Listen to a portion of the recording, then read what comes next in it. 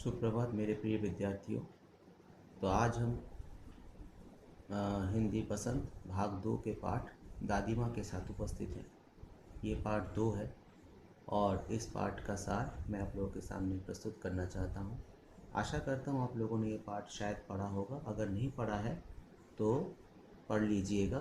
मैं इसका सार आप लोगों के साथ बांट रहा हूँ। दादी माँ, जिसके लेखक हैं शिव प्रसाद सिंह।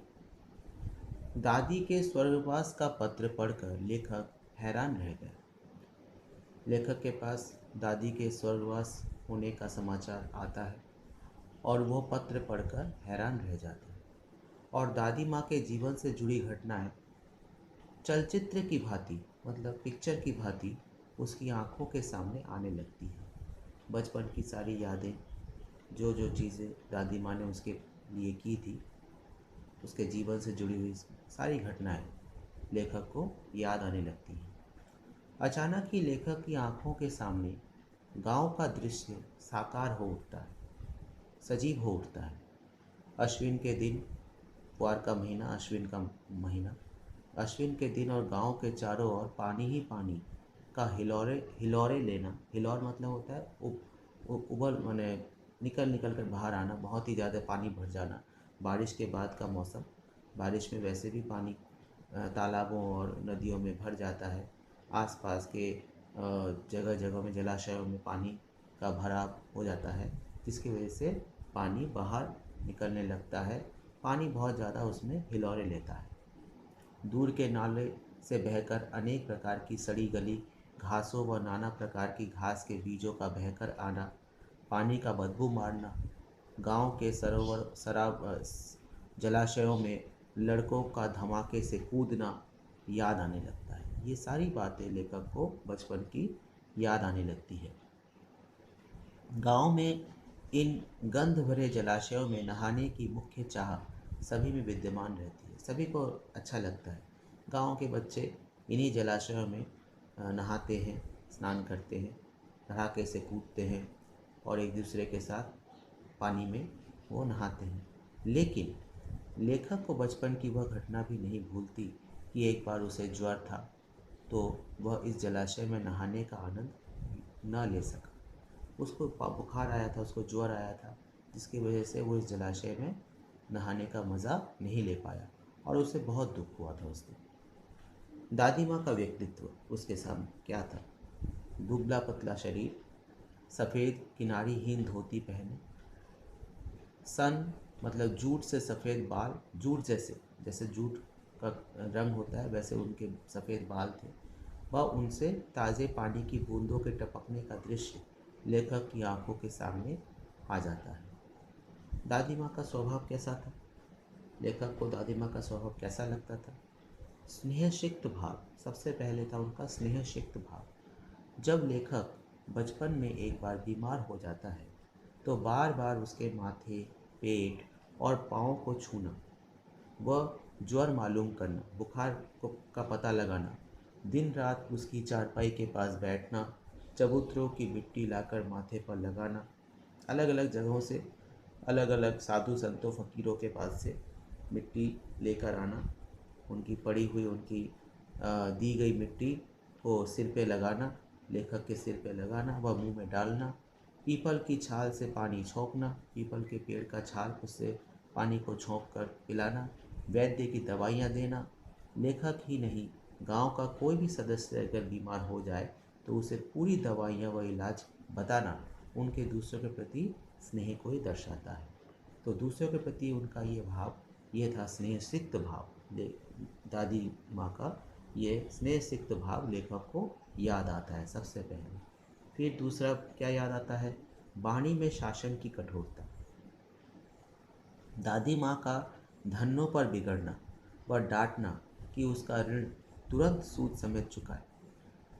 ऋण दिया था दादी माँ ने धन्नों को, और जब दादी उससे ऋण वापस मांगती है, पैसा जब वापस मांगती है तो उसको डांटना, डपटना। डांटते समय दादी माँ ने उसके आंसुओं की परवाह नहीं की। रो रही थी वो, धन्नो जो है दादी माँ के सामने गिड़गिड़ा रही थी, तो दादी माँ इन सब चीज़ों की परवाह नहीं कर रही थी। आदेश पूर्वक उससे पैसे मांग रही थी। इससे स्पष्ट होता है कि उनकी वाणी में शासन की कठोरता थी। परोपकारी, दादी परोपकारी भी थी। दादी माँ में परोपकार की भावना कूट कूट कर भरी थी। दादी माँ दूसरों के लिए उपकार करती रहती थी। उनका मन किसी के दुख को देखकर मोम की तरह पिघल जाता था। उनका मन हमेशा मोम की तरह पिघल जाता था। दूसरों का दुख वो देख भी पाती थी। लेखक को एक दिन रामू की चाची धन्नो मिल गई, जो दादी को कोसने की बजाय उसके लिए मंगल कामनाएं कर रही थी। दादी को कोस नहीं रही थी, दादी के लिए मंगल कामना कर रही थी। लेखक को इस पर आश्चर्य हुआ। क्या कारण है, ऐसा कैसे? दादी तो बहुत कठोर स्वभाव में बात कर रही थी, तो दादी को उल्टा वो मंगल क्यों मांग रही थी, मंगल कामना क्यों कर रही थी?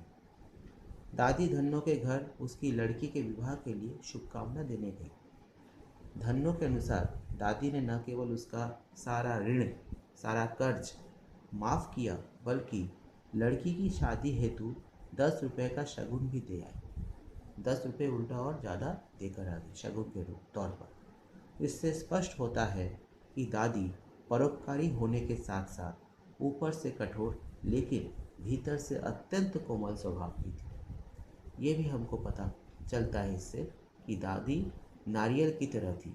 ऊपर से तो कठोर थी, परंतु अंदर से बहुत ही कोमल, बहुत ही नम्र स्वभाव की महिला थी। तो ये बात भी हमको पता चलती है इससे। दादी का हंसमुख व सरल स्वभाव, अगला विषय जो लेखक को याद आ रहा था। किशन भैया की शादी के समय जब केवल औरतें ही गाना और अभिनय में व्यस्त थी, तो लेखक बीमारी के कारण व भाई विलंब के कारण बारात में नहीं जा सके। बहुत ज़्यादा विलंब होने के कारण, भारी विलंब के कारण बारात में नहीं जा पाए। तो दादी ने दोनों को चुपके से चादर उड़ाकर सुला दिया। दादी बोली, कोई बात नहीं, तुम लोग घर में रहो, बारात तो चली गई, तुमको देर हो गई। परंतु भेद खुलने पर दादी ने उनकी रक्षा भी की व औरतों को डांट दिया। औरतें जब मजाक कर रही थी इन सब चीज़ों को लेकर, जब घर में गाना बजाना चल रहा था, तब उनको देखकर मजाक कर रही थी, तो दादी ने उन औरतों को भी डांट दिया।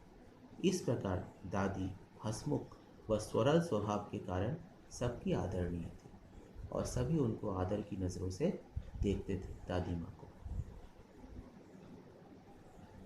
भविष्य की चिंता भी थी। दादी को घर के लिए, घर की ज़रूरतों के लिए उन्होंने क्या किया था। पति की मृत्यु के बाद एक दिन जब दादी ने पुत्र और पोते को घर की गरीबी पर बहुत चिंतित देखा, पति की जब मृत्यु हो गई, दादाजी की जब मृत्यु हो गई, तब दादी माँ अपने पुत्र और पोते को जब बहुत चिंतित देखा, तो वह तुरंत अपने संदूक से सोने का कंगन निकाल कर ले आई। सोने का कंगन उनके पास था, दादाजी ने उनको बनवा कर दिया था सोने का कंगन। तो वो कंगन उन्होंने निकाला संदूक से और लेकर आ गई। यह कंगन उसके पति की अंतिम निशानी थी, दादाजी की अंतिम निशानी थी। उसने कहा, दादी ने कहा, यह मजबूरी में काम आ जाएगा। उस समय लेखक को दादी एक देवी के समान प्रतीत होती है। एक देवी के समान, एक औरत जो देवी के समान घर की ज़रूरतों को पूरा करती है, घर के दुखों को दूर करती है, वो उसी प्रकार से तब सबके सामने उपस्थित हुई थी। प्रभावशाली भी थी। वैसे तो ये माना जाता था कि दादी माँ कोई काम नहीं करती, लेकिन घर का व बाहर का सभी कार्य दादी के बिना अधूरा रहता था। अगर वो जिस काम में अपना हाथ नहीं बटाती थी, तो वो काम पूरा होने वाला नहीं था। इसलिए हर काम में उनकी दखल अंदाजी ज़रूरी होती थी। छोटे बड़े कामों में दादी की उपस्थिति व सलाह अनिवार्य थी।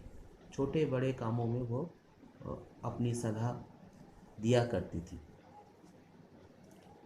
धार्मिक प्रवृत्ति भी थी उनके अंदर। गीली साड़ी में ही दिया जलाकर पूजा करना यह दर्शाता है कि वे धार्मिक प्रवृत्ति की थी। धार्मिक चिंता उनके अंदर बहुत ज़्यादा थी। धर्म के प्रति उनकी आस्था बहुत ज़्यादा थी। व्याकुल, यादों में व्याकुल होकर वर्तमान में लौटना। तो इन सब चीज़ों से जब लेखक व्याकुल हो जाता है, बहुत दुखी हो जाता है इन सब बातों को याद करके, फिर वो वर्तमान में लौट आता है, वर्तमान समय में लौट कर आता है। दादी माँ की मृत्यु का पत्र पढ़ते लेखक के सामने दादी का चित्र सजीव हो उठता है और वो एकदम उदास सा हो जाता है। इससे हमको यही पता चलता है कि लेखक अपने दादी से बहुत ही ज़्यादा जुड़ा हुआ था, बहुत ही ज़्यादा वो उससे प्रभावित था, दादी माँ से बहुत ज़्यादा प्रभावित था। तो ये पाठ हम लोग पढ़ रहे थे, दादी माँ। सभी इस पाठ को पढ़ें अच्छी तरह से, ठीक है। इस पाठ को देखें अच्छी तरह से, समझने की कोशिश करें। और मैंने इसके बारे में समझा भी दिया है अभी। इसका सार मैंने बताया है, उस सार को भी अच्छी तरह से सुने, देखें, वीडियो को देखें अच्छी तरह से, ठीक है। तो ये जो भी है, इस पाठ को अच्छी तरह से आप लोग घर में पढ़िए, सुनिए और समझने की कोशिश कीजिए, ठीक है।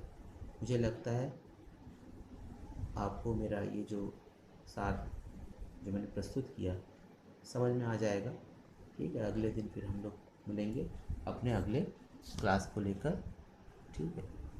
आज के लिए बस इतना ही। धन्यवाद।